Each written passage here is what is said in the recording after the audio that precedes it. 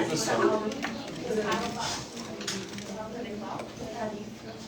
Fazer silêncio. Frente, prestar atenção aqui.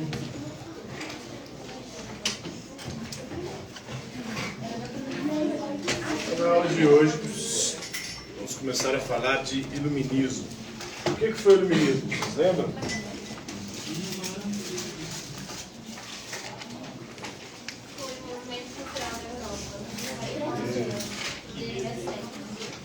Um movimento cultural que ocorreu na Europa no século XVIII. E o que pregava esse movimento cultural? O iluminismo vem de iluminar. Qual que é a luz que deve iluminar e guiar a humanidade? A luz da razão.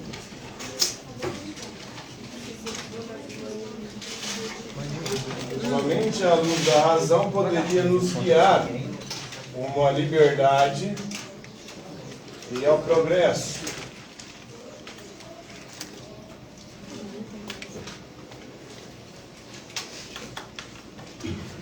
O iluminismo foi esse movimento cultural do século XVIII, que acreditava que a luz da razão iria nos conduzir à liberdade e ao progresso. Somente a razão, a ciência e a tecnologia poderiam resolver os problemas da humanidade. Os iluministas chamavam a Idade Média de Idade das Trevas. Por quê?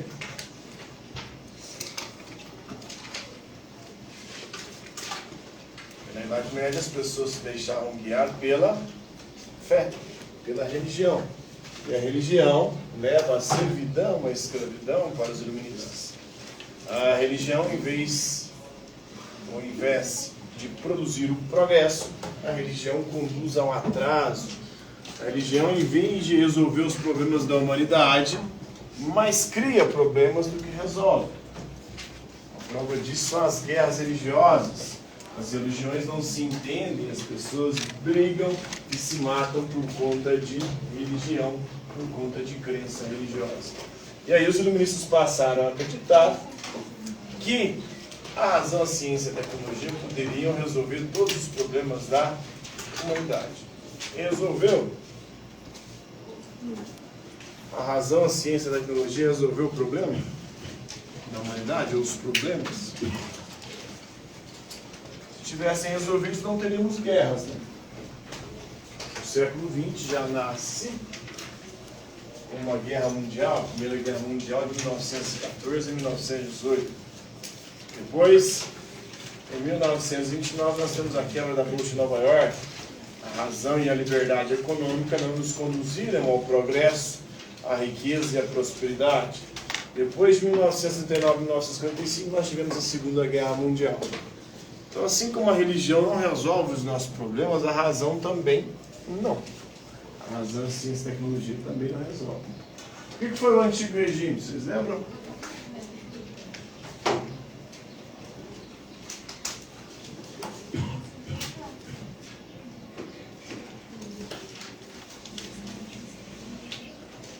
O Antigo Regime foi o regime que dominou a Europa durante a Idade Média e o início da Idade Moderna,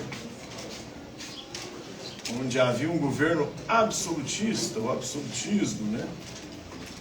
E, claro, o absolutismo, o poder absoluto concentrado nas mãos dos reis.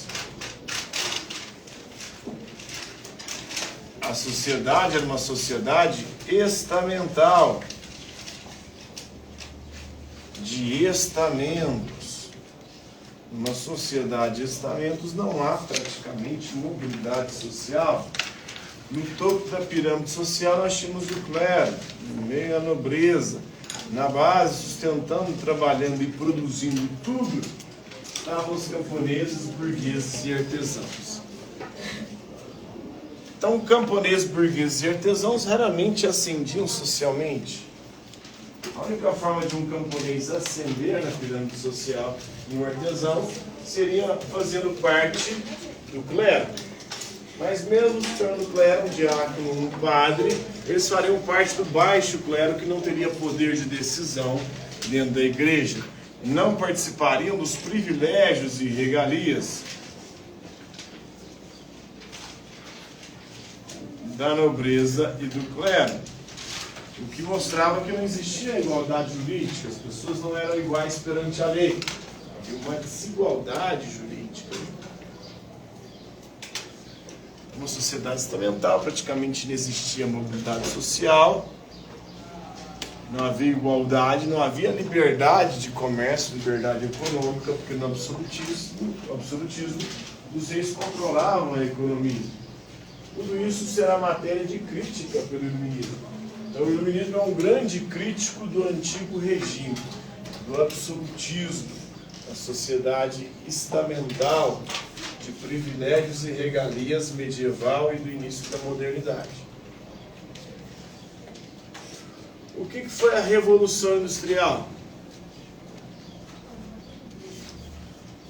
Uma revolução que teve início no século XVIII, na Inglaterra, que se caracterizou pela introdução da máquina no processo produtivo, processo conhecido como maquinofatura. Antes da Revolução Industrial, na Idade Média, existia o artesão e o artesanato. O artesão tinha uma oficina, o artesão tinha suas ferramentas, e com essas ferramentas e essa oficina, o artesão fazia todo o processo produtivo de uma mercadoria, de um produto. Desde a extração da matéria-prima até a finalização da mercadoria do produto. Depois do artesanato, do artesão, vem a manufatura. Qual que é a diferença da manufatura para o artesanato?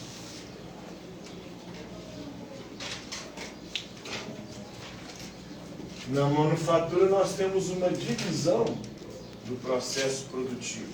Agora não é só mais um artesão que faz todo o processo, toda a produção. Agora os artesãos se juntam numa mesma oficina e agora cada um faz uma parte do processo produtivo. Um extrai a matéria-prima, outro prepara a matéria-prima, outro vai e faz cada um uma parte do processo produtivo. Se pegar um exemplo de um alfinete. Um vai extrair o metal, outro vai preparar o metal, outro vai cortar o metal, outro vai fazer a cabeça do alfinete e outro vai fazer a finalização ali do produto. Então nós temos uma divisão, essa divisão aumenta a produtividade.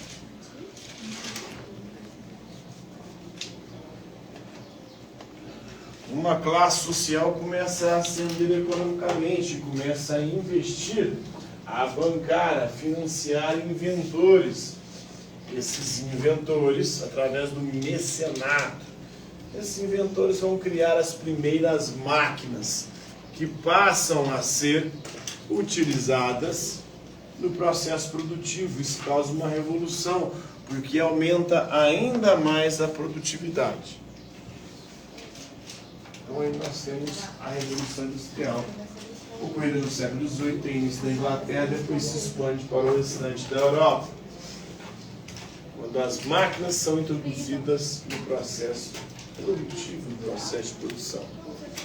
Como ficou conhecido o século XVIII? Não lembro, não? O século XVIII ficou conhecido como o século das luzes. Quais foram os valores defendidos pelo iluminismo?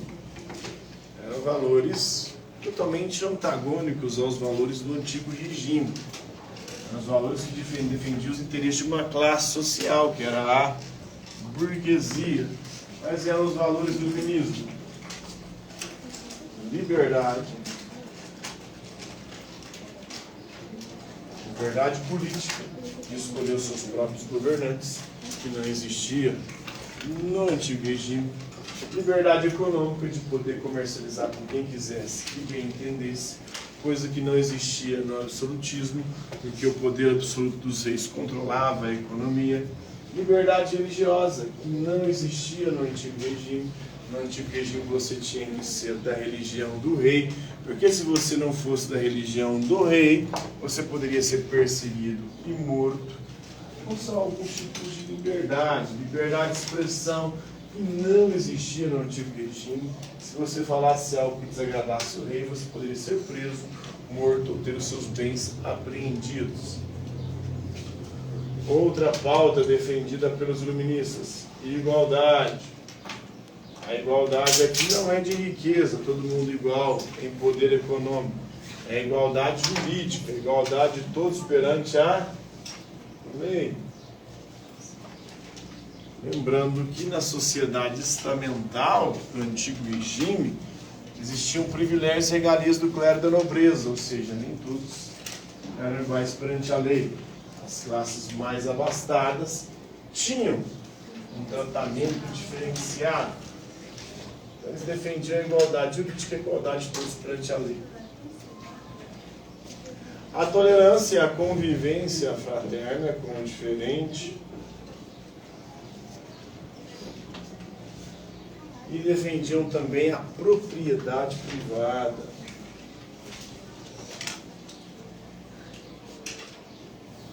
Propriedade privada que não existia no antigo regime nos mesmos moldes que existem hoje. A propriedade privada moderna. Porque existiam várias terras comunais. Não tinha essa noção que nós temos hoje de propriedade. Tinha as terras, por exemplo, do senhor feudal. As terras do senhor feudal tinha a terra dele, onde um camponês trabalhava ali de 4 a 5 dias por semana, e tinha as terras comunais dentro do feudo. Eram terras dos servos, dos camponeses. Eles podiam trabalhar e produzir para a sua própria subsistência. Podiam plantar e criar animais para assim garantir a sua subsistência. Era uma economia que não produzia excedentes, que não visava o comércio, a comercialização. Não existia essa noção de propriedade privada moderna. Os artesãos, por exemplo, eram os donos das oficinas, das ferramentas. Então eles eram os donos dos meios de produção. Com o advento do capitalismo, a ascensão da burguesia, a burguesia enriquece com o comércio e começa a controlar as oficinas, começa a comprar as terras, começa a controlar as ferramentas. E aí cabe agora a essas classes, camponeses e artesãos, vender somente a sua mão de obra no mercado capitalista, porque é a propriedade privada da terra. As oficinas dos meios de produção estão tudo nas mãos do controle da burguesia. Quem não tem propriedade privada acaba tendo que vender a sua força de trabalho, porque é a única coisa que tem a oferecer no mercado. Então são esses os ideais e os valores defendidos pelo iluminismo: liberdade, igualdade jurídica, tolerância, propriedade privada, coisas que não existiam no antigo regime. Que classe social chegou ao poder com o iluminismo? A burguesia, né? Inclusive, o iluminismo vai ser um movimento cultural que vai defender os interesses dessa classe social, apesar de que há divergência até alguns críticos, né? Que ambientes a filosofia conquistou com o iluminismo? A filosofia, antes do iluminismo, ela ficava restrita às universidades. As discussões filosóficas ocorriam praticamente exclusivamente dentro das universidades e das escolas filosóficas. Com o advento do iluminismo, a filosofia se torna pop, se populariza, ganha as ruas e salões da Europa, né? Especialmente de Paris, na França. Então ali vai se popularizar. Os filósofos e até as pessoas comuns começam a discutir filosofia, política, nas ruas e nos salões ali onde eles se reuniam também para poder fazer as suas discussões. O que foi o enciclopedismo? O enciclopedismo foi um movimento também cultural do século XVIII, que produziu as primeiras enciclopédias. O que é uma enciclopédia, pessoal?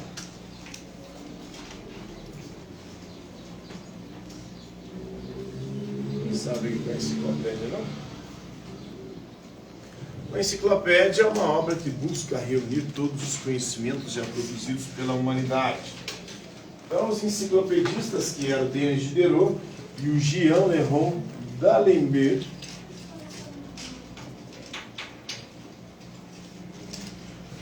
foram os dois líderes do movimento enciclopédico, do enciclopedismo. E foram os primeiros a escrever as primeiras enciclopédias, com a ajuda de outros filósofos iluministas. Então, durante o iluminismo, dois indivíduos, Denis Diderot e d'Alembert, buscaram reunir os homens que tinham mais conhecimento naquele momento no mundo para escreverem artigos de uma enciclopédia que buscava reunir todos os conhecimentos já produzidos pela humanidade até então.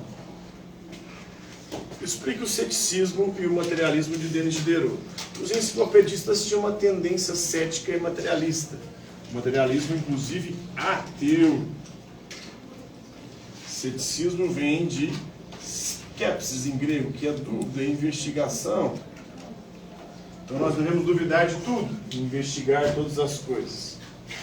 E eles vão ter uma perspectiva materialista, porque para eles só existe a matéria, nada além da matéria. E ateu por quê? Porque ele vai questionar, o Denis Diderot especialmente, um fato. Ele levanta o seguinte questionamento: como, depois de morrer, sem ter olhos, eu vou ver? Como depois de morrer sem ter ouvidos, eu vou ouvir? Como depois de morrer sem ter boca, eu vou falar? Como depois de morrer sem ter cérebro, eu vou pensar? Como depois de morrer sem ter coração, eu vou ter sentimentos? Então, para o Denis Diderot, como ele não consegue imaginar a possibilidade de pensar, de ver, de ouvir, de falar e de sentir, sem ter um corpo, para ele é impossível que haja algo além desse mundo material. Exista algo além dos nossos sentidos, que exista um mundo espiritual, ou que exista Deus. Por isso o materialismo ateu. Ele não acredita que possa existir alguma coisa depois dessa vida, sendo que depois dessa vida não teremos cérebro, não teremos coração, não teremos olhos, não teremos ouvidos, não teremos boca.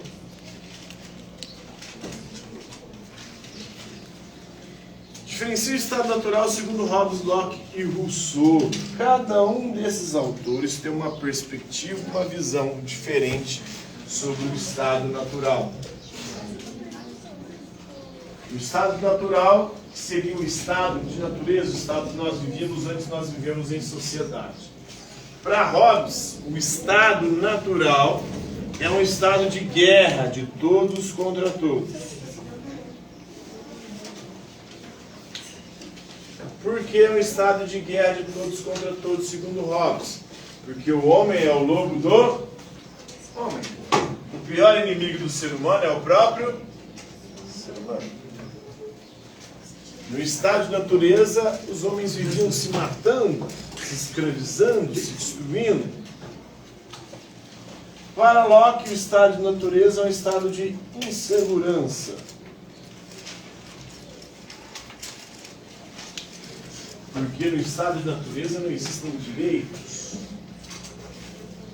No estado de natureza, qualquer um pode vir tirar sua vida, não ser punido por isso, pode te escravizar, pode roubar os seus bens e nada acontecer. Então é um estado de insegurança. Não é um estado de guerra, porque o homem não é bom nem mau. O homem é aquilo que a educação fizer dele, para John Locke. Para o Rousseau, O estado de natureza era o estado de bondade natural.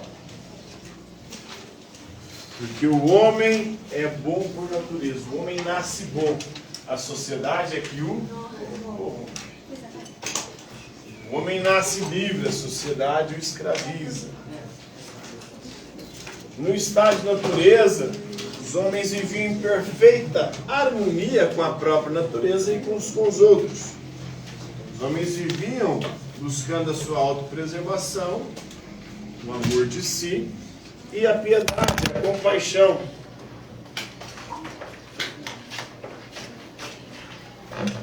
O compadecimento com a dor do próximo, do outro.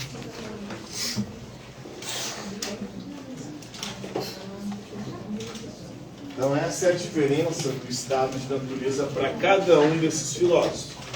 Para Hobbes é o estado de guerra de todos contra todos, porque o homem é o lobo do homem, o pior inimigo do próprio ser humano, a gente vivia se destruindo.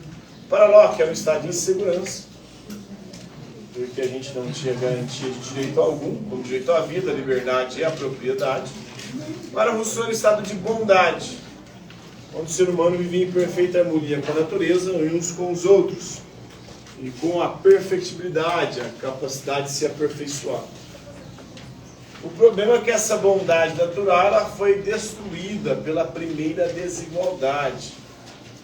Qual foi a primeira desigualdade, segundo Jean-Jacques Rousseau?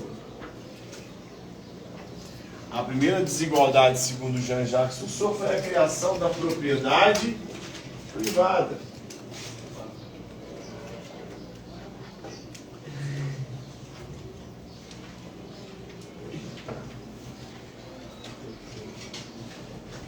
Rousseau vai escrever: maldito foi o primeiro ser humano que cercou o primeiro pedaço de terra e disse: isso aqui é meu. Mais maldito ainda foram os outros que não foram lá e arrancaram as cercas e disseram: não, a terra é de todos. Porque ele nasce a propriedade privada, com a propriedade privada nasce a desigualdade. E com a desigualdade surgem todos os problemas sociais.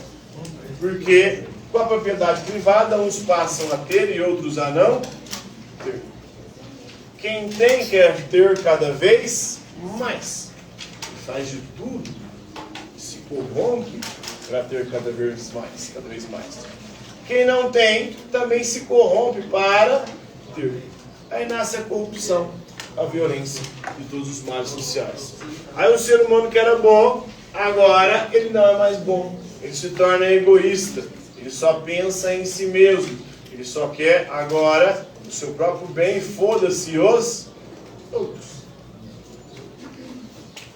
Então, a propriedade privada teria corrompido a humanidade. Teria escravizado o ser humano e feito com que a gente perdesse a nossa bondade natural. Diferencia o contrato social segundo Hobbes, Locke e Rousseau. Então, no estado de natureza de Hobbes, a gente vivia no estado de guerra de todos contra todos. Como é que a gente resolve isso? Fazendo um contrato social. Colocando o poder nas mãos de quem? Nas mãos do Estado. O Hobbes defendia o absolutismo. Poder absoluto nas mãos do Estado, para que assim o Estado possa garantir o mínimo de paz e segurança. Impedir que a gente se mate, que a gente se roube, que a gente se escravize. O Locke vai defender o Estado liberal. Um Estado que garante as liberdades e garante 3 direitos básicos. A função do Estado é garantir a nossa vida, a nossa proteção, a nossa segurança, a nossa liberdade política de escolher os governantes, liberdade econômica de comercializar com quem vem entender, liberdade de expressão, falar o que quiser, liberdade religiosa, professar a religião que quiser, e a propriedade privada, proteger aquilo que eu conquisto através do suor do meu trabalho. Então o ser humano tem direito àquilo que ele conquista com o suor do seu trabalho. Então Locke defende um contrato social liberal, liberalismo. O Rousseau vai defender a democracia direta.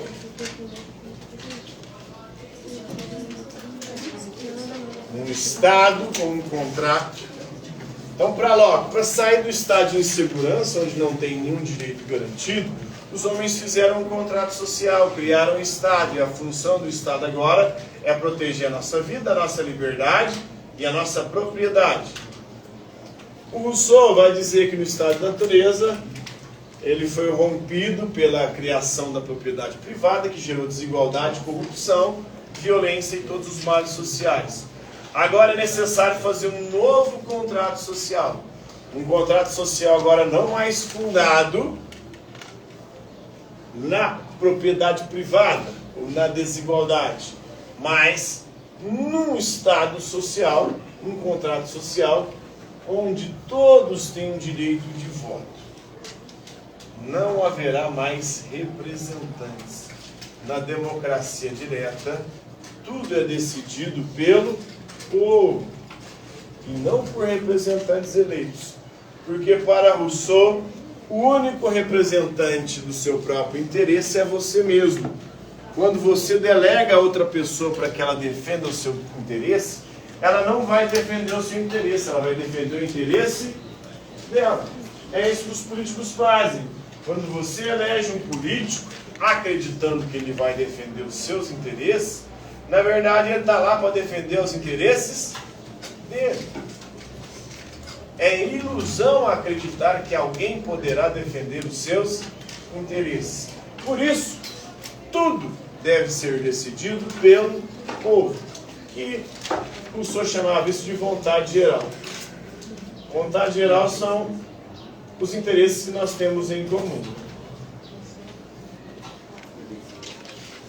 Tudo que for de interesse do povo tem que ser resolvido pelo povo, pela vontade geral, pelos interesses que nós temos em comum. E se não houver consenso, não pode haver lei, não pode haver regra. Então, essa é a posição do Rousseau. Por exemplo, para temas complexos em que não há consenso, não poderia haver lei. Aborto. Não tem consenso sobre aborto? Então quem quer fazer faz, quem quiser não faz. Armas. Não tem consenso sobre armas? Quem quer ter, tem, quem não quer, não tem. Drogas. Não tem consenso sobre drogas? Quem quiser usar, usa, quem não quiser, não usa. E assim sucessivamente.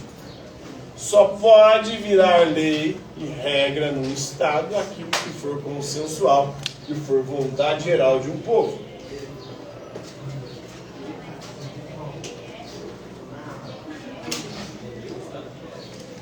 Então esse é o contrato social segundo Hobbes and Rousseau.